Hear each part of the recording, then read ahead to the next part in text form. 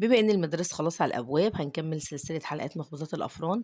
هنعمل النهاردة العيش الفينو في البيت بعجينة حلوة جدا، هشة وطرية وعاملة زي القطن، صحية ومغذية لأولادنا، ومقاديرها سهلة وبسيطة وموجودة عندك في البيت. نسمي الله ونصلي على الرسول صلى الله عليه وسلم ونشوف هنعمل الفينو التحفة ده ازاي.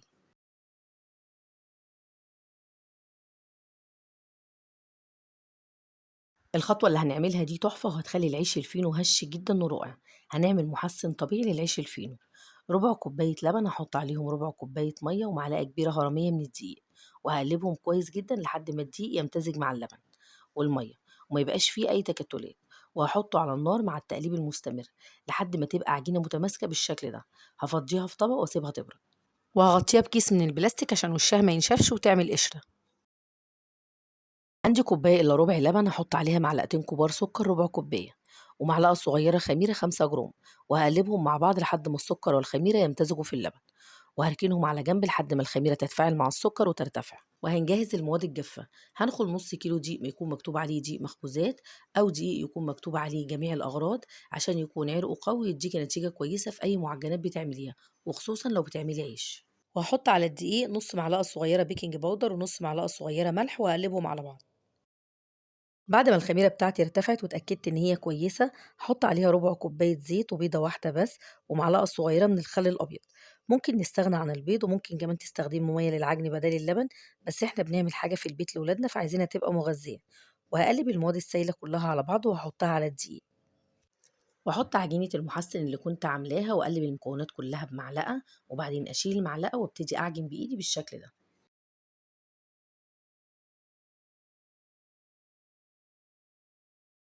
وبعدين أشيلها من البولة وأعجنها على الرخامة من 12 ل15 دقيقة.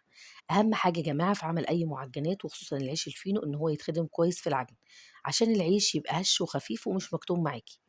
هعجنها كويس لحد ما تبقى بالشكل ده، تنعم ولونها يفتح وتكون بتلزق شوية صغيرين كده في الإيد. هحطها في بولة رشة فيها رشة دقيق وممكن تدهنيها دهنة زيت، وهغطيها بستريتش واسيبها تخمر.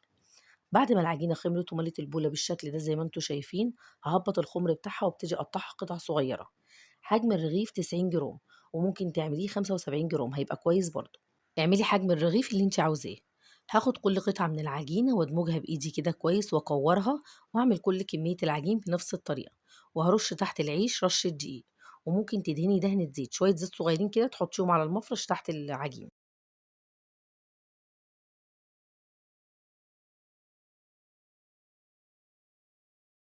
وهغطي العيش بالكيس بلاستيك عشان وشه ما ينشفش ويعمل قشرة، وهاشتغل فيه على طول. هدهن على الرخامة دهنة زيت بسيطة وما تكتريش قوي عشان تعرفي تقفلي العجينة على بعضها في الآخر. هاخد أول واحدة عجينة كورتها وافردها بإيدي زي ما انتوا شايفين. العجينة سهلة جدا وسلسة مش محتاجة نشابة. هفردها على شكل مستطيل متساوي، وهبتدي ألفها زي ما انتوا شايفين، وأقفل الأطراف على بعض كويس علشان ما تفكش أثناء التخمير أو التسوية. وده كده شكله. هاعمل معاكم كمان واحد عشان تشوفوا قد إيه طريقته سهلة وبسيطة، ومش هتبطلي تعمليه في البيت. أهم حاجة تقفلي الأطراف كويس على بعضها عشان تاخدي نتيجة كويسة، ويكون شكله زي بتاع الأفران بالظبط. وهحطه في صاج يكون مدهون بالزيت، وهعمل كل كمية العيش بنفس الطريقة.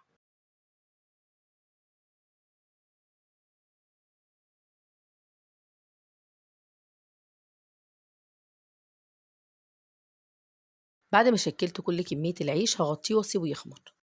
بعد ما خمر هدهن وش العيش الفينو بصفار بيضة واحدة بس، عليه معلقتين حليب، وممكن ندهن بحليب بس علشان ياخد لون ذهبي جميل ويثبت السمسم وحبة البركة اللي هنحطهم على الوش. وهدهن كل كمية العيش الفينو بالراحة كده عشان ما تهبطيش الخمر بتاعه، وهحط على الوش شوية سمسم وحبة البركة.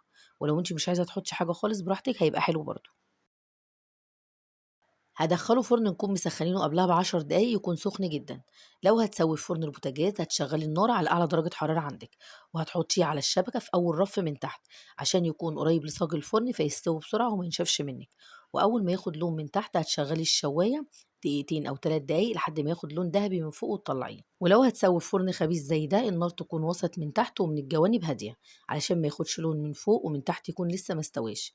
وكل شوية هالِف الصاج وكل شوية هالِف الصاج في الفرن عشان ياخد لون من جميع الاتجاهات، هياخد تسوية من 12 ل15 دقيقة أو على حسب الفرن بتاعِك، وأول ما يخرج من الفرن هتغطّيه بفوطة وعليها كيس بلاستيك من فوق حوالي 7 دقايق، الخطوة دي هتخلّي العيش الفينو يطرى معاكِ جدًا. شايفين ما شاء الله الفينو كلّه واخد لون دهبي موحّد، التسوية بتاعته مضبوطة جدًا، هش وخفيف عامل زي القطن، وريحته في منتهى الجمال، طعمه أحلى وأجمل من بتاع الأفران، ومغذي عشان أولادنا، في الأفران بيعجنوه بدقيق ومَيّة بس، لكن إحنا عاملينه بلبن وبيض حاجة كده تحفة، ومغذية للأولاد، ما شاء الله مورّق من جوّه عامل زي الكرواسون، إن شاء الله تجرّبوه ويعجبكم، وإن عجبكم بقى فيديو النهارده ما تنسوش تعملوا لايك للفيديو، ولو أول مرّة تشوفوا قناتي تشتركوا في القناة وتفعلوا الجرس الصغير علشان يوصل لكم إشعار بكل وصفاتي الجديدة، وما توفيقي إلا من عند الله، دمتم في رعاية الله، سلام عليكم.